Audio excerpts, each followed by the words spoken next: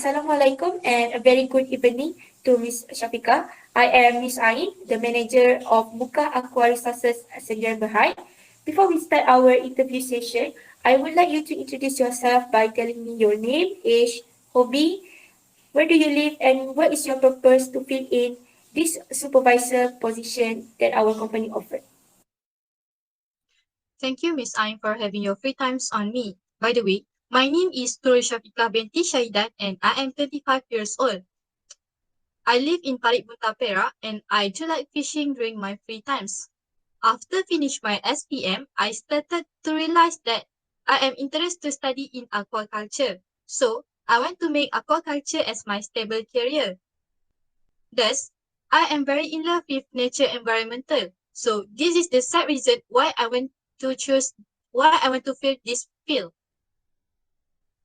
Okay, that is very lovely. May I know your past education background?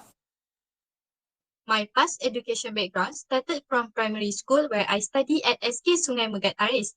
And then I continued to study at high school at SMK Seri Perak. And after I get SPM result, I successfully graduated with a diploma of aquaculture from UiTM Muka. Okay. Did you involve yourself or you had managed any event or program or maybe some activities in your past school or university? I have many experience during my school activities, event and program, such as being a MC for many events, being a president of many clubs, being a association secretary, and being a prefect. Then, the most important part is I have an experience working as an intern at Ain Aquaculture Sdn Bhd for 6 months. And lastly, I also held a position of supervisor at Lumut Aquaculture Sdn Bhd for 1.5 years. Okay, what did you gain from those past experience that you told me just now? From that, I was able to manage training workers on handling aquaculture farming. In addition, I able to work on a shift basis that start from 8 a.m. to 12 p.m. or 2 p.m. or 2 p.m. until 5 p.m. When I interned at Ain Aquaculture Sdn Bhd, we successfully cooped the disease that spread in our ponds. We also successfully to identify the disease which are early mortality syndrome and white spot disease. So from this experience, I can gain a lot of knowledge such as do the water test, disease and more. Such a wonderful experience. Anyway, how did you overcome that disease problem and what kind of treatment did you use? Actually, there is no therapeutic agents available for this disease. So in this case, we had to maintain good water quality, especially dissolved oxygen concentration at 4 ppm and above. We lessen the stocking density and only handle them when necessary.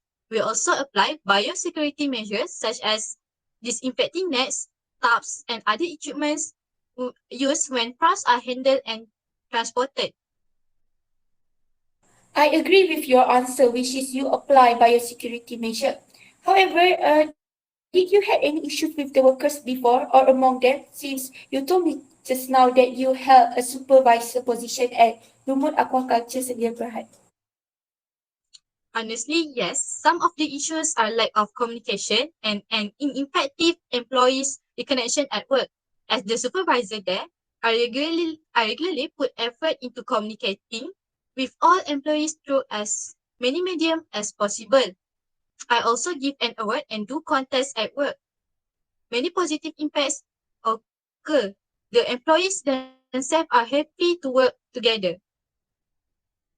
Wow, I really impressed with your effort and idea, Miss Shafiqah. What if our company put you at any branches? Are you still willing to put your commitment into our company? I can work in any branches that you want to put me there. And I also want to give my fully commitment in your company, Miss Ain. Wow, I really love that energy. I cannot wait to work together with you, Miss Shafiqah. Um, do you have any question? For Miss Ain, what about the facilities that provided by your company, such as house, transported and others? Oh, okay. That is a great question about the facility of the company.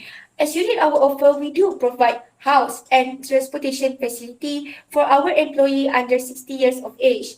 Surprisingly, the cost for the house and the transportation facility are fully under the responsibility of the company. And I also want an opinion from you about your salary requirement. In my opinions, allowance given must be based on my experience, education, and soft skills. I am very flexible with the salary. And Miss Ain, I would like to know about the deduction of KWSP and also for my allowance. Okay, that is a nice question about the KWSP and SOCSO. After the budget of 2021, the EPF contribution rate is reducing from 11% to 9%. So, based on the table of 2022, the latest deduction rate for the KWSP is 9% and for the SOCSO is 0.5% that will be deducted from your salary. So, your net salary will become in the range price of RM2,500 ringgit, include piece rate incentive and allowance attendance. Can you explain more about this rate incentive and attendance allowance? Okay, about the piece rate incentive, it is the system of pay based on the items produced by each worker in a unique time such as per hour or per day. For example, our company itself produce prawn. So the more prawn you harvest, the more allowance you will get. And for the allowance attendance, if you fully attend to work without any absence, you will receive an extra allowance as a reward. Okay. So actually we have come to an end for our interview session. Do you have any question left, Ms. Shafika? I have a question. Can you s- can you send your company feedbacks on what I have to improve during my interview sessions if I didn't get these positions? Inshallah, our company will do as your per request. Last but not least, I want to thank you, Ms. Shafika, for coming to this interview session. I hope you have a great day. Thank you. Thank you also, Miss Ain, for giving me a wonderful experience and have a nice day too. Alright, you're welcome.